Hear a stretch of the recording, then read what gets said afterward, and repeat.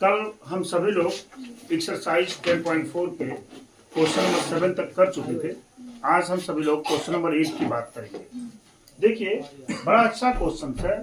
लिखा हुआ if either A equal to 0। हम जानते हैं कि अगर ए इक्वल टू 0 हो और बी इक्वल टू 0 तो ये जानते हैं कि ए क्रॉस बी भी 0 होता है।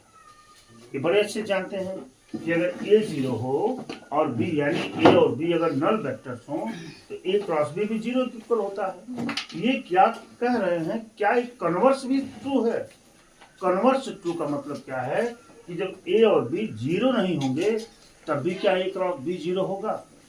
तो यस सर होगा। दिखाते हैं आपको कैसे। आप जानते हैं, देखिए यहाँ पर आप जानते हैं कि ए क्रॉस बी बराबर होता है modulus of A modulus of B sine theta. होता है ये। इफ थीटा इक्वल टू 0 अगर हो जाए, थीटा इक्वल टू 0 हो जाता है तो ए क्रॉस बी की वैल्यू क्या हो जाती है? 0 हो जाती है ना। इस स्थिति में a vector a parallel to vector b के हो जाता है। ठीक है, देखिए कोई एक एग्जांपल लीजिए। कोई वेक्टर हमने ले लिया, मान लीजिए कोई वेक्टर हमने ले लिया ए बराबर आई प्लस जे प्लस के। ठीक है, अब इसी के पैरेलल एक वेक्टर लेना है। तो पैरेलल वेक्टर कैसे लेते हैं? किसी भी क्वांटिटी का मल्टीप्लाई कर दीजिए इसमें। मान लीजिए हमने 2 से मल्टीप्लाई कर दिया, 2i प्लस 2j प्लस 2। ये देखिए, ये वेक्टर इसके पैरेलल हो गया। कैसे? अगर ये वेक्टर ऐसे है, मान लीजिए ये वेक्टर है क्या, i प्लस जे और प्लस के। दूसरा वेक्टर तो इससे बड़ा हो जाएगा ना, दोनों पैरेलल हो जाएंगे किसी क्वांटिटी का। देखिए, अगर मैं यहाँ पर ए क्रॉस बी की बात करता हूँ तो i जे के फिर हो जाएगा 1 1 1 2 2 2। ये देखिए, क्या डिटरमिनेंट की क्वांटिटी आपको समझ में आ रही है कि क्या क्या समझ में आ रही है कि अगर डिटरमिनेंट में किन्हीं दो रो अथवा किन्हीं दो कॉलम्स के एलिमेंट्स अगर सेम हो तो the value of this determinant is will be 0 होता है ना। तो ये तो इसकी वैल्यू तुरंत ए क्रॉस बी क्या हो जाएगा? 0 हो जाएगा। तो इसलिए दिस इज कन्वर्स ऑफ, लिखेंगे this is converse of two, converse of two. ये कन्वर्स भी सही होगा। समझ पाए होंगे आप? क्यों जी? दुर्गा जी, क्वेश्चन नंबर 9 की बात करते हैं। लिखा हुआ है find the area of triangle. आप जानते हैं कि अगर किसी ट्रायंगल के दो एडजेसेंट साइड ए और बी हो तो area of triangle equal to 1/2 mod of A cross B होता है। आपको मालूम है। यहाँ पर देखिए, ये ए है, ये बी है, ये सी है। कोई ट्रायंगल अगर हमने बना ही लिया, मान लीजिए यहाँ पर ऐसे, ये मान लीजिए बना दिया ए बी और सी, हो गया। ए का कोऑर्डिनेट क्या है? 1 1 2, बी का कोऑर्डिनेट 2 3 5 और सी का कोऑर्डिनेट 1 5 5। बताया था आपको कि पॉइंट के केसों में हम इन साइडों का पोजीशन वेक्टर ले लेते हैं पॉइंटों का।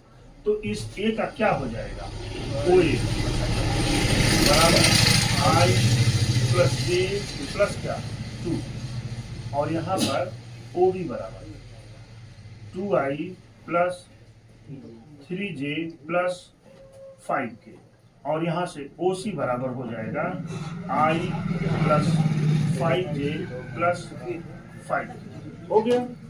हो गया ना। यहाँ से आप AB की बात कर लीजिए। AB बराबर हो जाएगा OB माइनस OA। OB की वैल्यू हो जाएगी 2i प्लस 3j प्लस क्या 5k minus i minus J minus क्या 2k माइनस होगा। OC की वैल्यू क्या है? यहाँ i plus 5j plus 5k minus minus क्या 2i माइनस 3j माइनस 5 के, ये -5 के +5 के कट गया। अच्छा तो क्या बचेगा, -i यहाँ पर और +2j। इतने की बात यहाँ हो गई ना। ये दो एडजेसेंट साइड हमने निकाल। अब अपने समझने के लिए हमने a इक्वल टू मान दिया इस वेक्टर, है ना। ए बी इक्वल टू क्या है यहाँ पर, कहाँ निकला, ए बी। अच्छा मैंने ए बी को माइनस ही नहीं किया, ए बी इक्वल, देखिए यहाँ पर ये इंप्लाइज करेगा क्या, 2i में से i निकल गया i, 3j में से j निकल गया +2j, और 5 के में से निकल गया प्लस क्या हो गया 3k। बात समझ रहे हैं। तो a की वैल्यू यहाँ से हो जाएगी i +2j और +3k, ठीक है जी। और b की वैल्यू भी हमने से मान लिया यहाँ -i और प्लस दुर्गा जी 2j और +0 हो गया ना।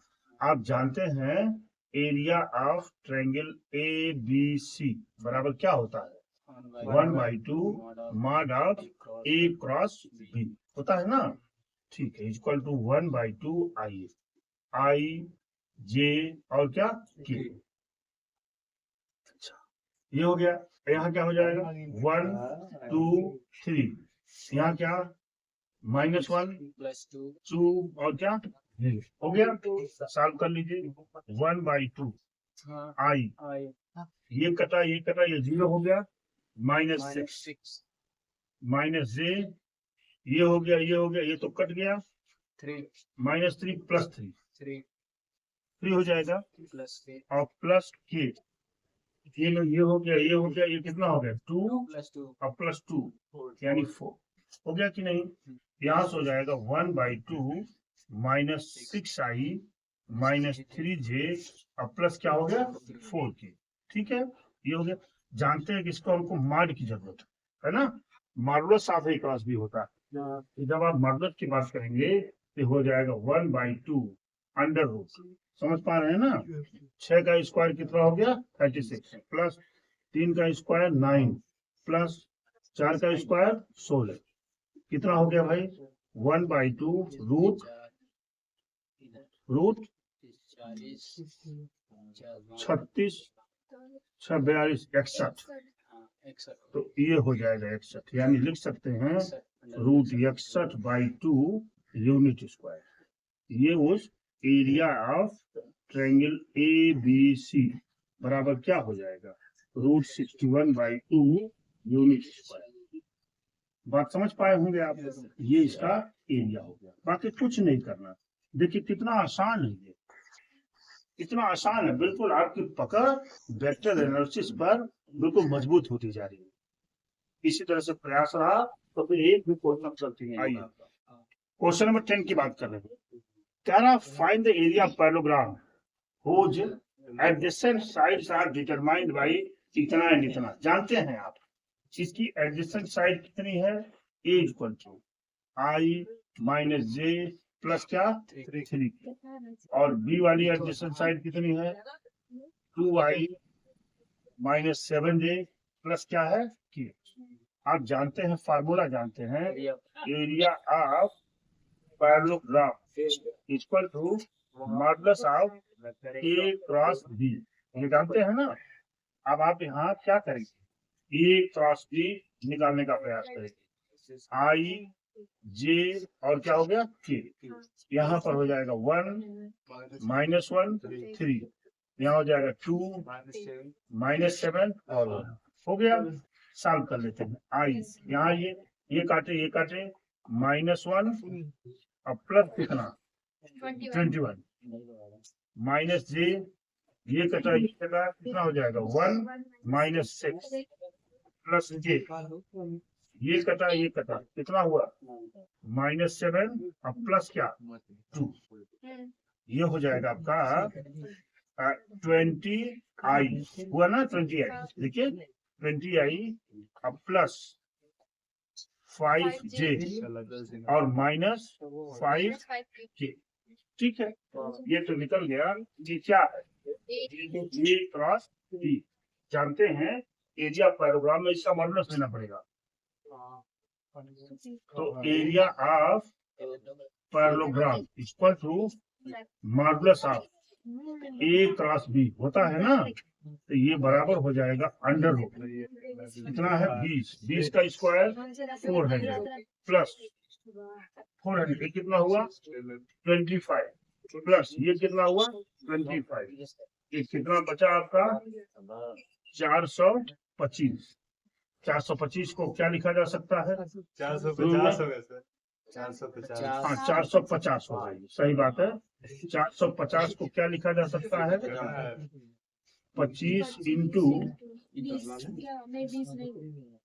25 इंटू कितना 19 25 इंटू 19 नहीं 18 तो 18 को भी लिखा जा सकता है 9 इंटू क्या 2 हो गया ये। अब देखिए यहाँ पर 25 का वर्गमूल 5 9 का वर्गमूल 3 और √2 ऐसे आ जाएगा यानी 15 √2 यूनिट स्क्वायर आंसर है unit square. This is your answer की बात कर देख पा रहे होंगे बहुत ही आसान। क्वेश्चन नंबर 11 की बात है let the vector a and b such that modulus of a देखिए सॉल्यूशन मॉडुलस ऑफ a की वैल्यू क्या है 3 मॉडुलस ऑफ b की वैल्यू है √2/3 then a cross b is a unit vector यानी modulus of a cross b बराबर क्या है 1 ठीक है यूनिट वेक्टर ठीक है। तो इफ द एंगल बिटवीन ए और बी के बीच में एंगल क्या होगा आप जानते हैं कि साइन थीटा बराबर क्या होता है modulus of A cross B upon नीचे बस ऊपर नहीं होता सही है ऊपर वाला मोड नहीं रहेगा नहीं mod of A and mod of B ठीक है। यहाँ पर आ जाएगा यहाँ लिख देते हैं साइन थीटा बराबर ए क्रॉस मॉड की क्या वैल्यू है 1 यहाँ क्या है ए की वैल्यू क्या दे रखे हैं 3 इंटू यहाँ क्या है √2/3 ये 3 क्या हुआ कैंसिल हो गया यानी साइन थीटा इक्वल टू 1/√2 ये किसकी वैल्यू होती है साइन 45 डिग्री की 45 डिग्री की तो थीटा इक्वल टू क्या मिल गया आपको π/4 तो ऑप्शन बी तो लिखेंगे option B is this is your answer. बात तो समझ पाए having vertices a b c and d with position vector ये क्या दिया हुआ है पोजीशन वेक्टर दिया हुआ है तो पोजीशन वेक्टर में आप जानते हैं कि हमको OA लिखना पड़ेगा OA बराबर -i plus 1/2j plus 4k और यहीं से OB बराबर i प्लस 1/2j प्लस क्या हुआ 4k फिर OC equal to i minus 1/2j plus क्या हो गया 4k फिर यहाँ पर OD इक्वल टू हो जाएगा -i माइनस 1/2j प्लस क्या हुआ 4k ये चीजें तो हो गई आपकी।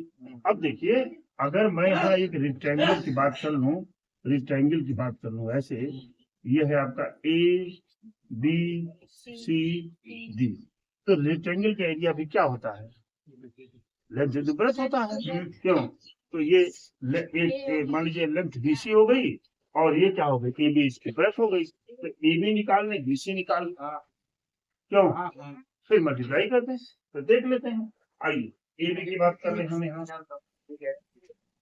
AB बराबर क्या हो जाएगा OB माइनस OA ठीक है OB का है i plus 1/2j plus 4k minus OA ऊपर वाला minus minus plus minus 1/2j और माइनस क्या हो गया 4 क्यों जी अब देखिए ये plus 4k minus 4k cut गया ये और ये कट गया बचा कितना यहाँ बच गया कि नहीं 2i, क्यों 2i बचा। अब हम BC की बात कर लेते हैं यहाँ से, देखो BC इक्वल टू हो जाएगा OC माइनस OB। OC की वैल्यू क्या है भाई, I माइनस 1/2 J प्लस क्या है 4 माइनस OB क्या है माइनस I माइनस 1/2 J और माइनस क्या 4, ये इससे कट गया minus I minus plus I से कट गया, यहाँ इसको स्क्वायर क्या मिलेगा माइनस J, ये चीजें मिल गई आपको, ठीक है। तो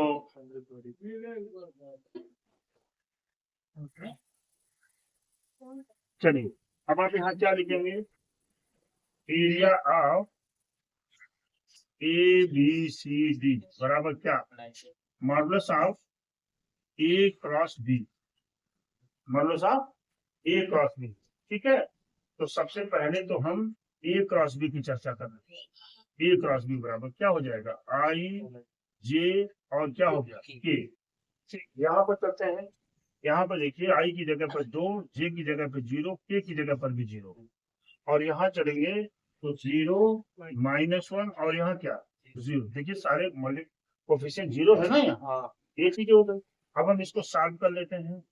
तो A क्रॉस B बराबर I को चूज किया मैंने, ये हो गया इधर गया, ये देखिए ये दोनों 0 हो गया, क्यों माइनस J की बात कर रहे हैं आप, माइनस J ये कट गया, देखिए यहाँ भी गया यहाँ भी गया, ये भी 0 हो गया। प्लस K की बात कर रहे हैं आप, ये कटा ये माइनस 1 यहाँ मल्टीप्लाई हो जाएगा माइनस, अब बाकी 0 हो गया। यानी यहाँ से A क्रॉस B की वैल्यू क्या हो गई -2K, -2K, यानी एरिया ABCD बराबर होता है 1/2 A क्रॉस B, समझ रहे हैं ना, 1/2 A क्रॉस B, मैंने बदल दिया उसको। अब आइए यहाँ से जब हम चलेंगे एरिया, देखिए एरिया ऑफ ABCD, तो हमको क्या लेना है 1/2, इसका माड लेंगे ना, तो माड में ये नहीं, माड में हम चलेंगे इसको बराबर अंडर रूट क्या हो जाएगा, देखिए 2 का स्क्वायर मतलब क्या हो गया अंडर रूट 4 बराबर कितना हो गया 2 unit. This is your answer. तो यहाँ से सी ऑप्शन इज करेक्ट। कौन सा ऑप्शन हो गया C option is correct, C option is correct. इस तरह से आज हम सभी लोग वेक्टर अलजेब्रा के एक्सरसाइज 10.4 को हम सब लोगों ने समाप्त कर दिया। अब इसलिए आज के लिए इतना ही, थैंक यू वेरी मच।